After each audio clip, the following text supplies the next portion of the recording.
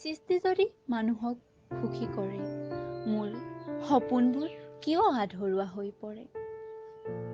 জীৱন যদি ইমান সৰগীয় হয়, মোৰ হতাশাৰবোৰ কিয় ইমান মৰ্মভেদী হয়? সত্য যদি মানুহক সুন্দৰী কৰে, এনে সত্য মানিবলৈ কিয় টান হৈ পৰে? মমতাৰ এনাজৰীডাল যদি ইমান মিঠা হয়, কিয় তেনে মমতা মোৰ বাবে নিৰ্মম হৈ ৰয়?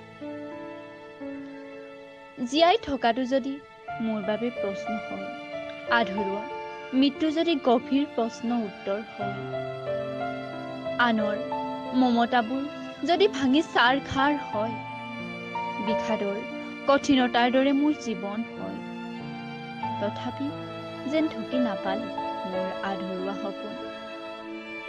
হিয়াত বিলীন কৰি ৰাখিছিলো মোৰ জীৱনৰ আধৰুৱা সপোনবোৰ পূৰ কৰিবলৈ, কিন্তু মোৰ জীৱনত যেন তাকো সম্ভৱ নহল।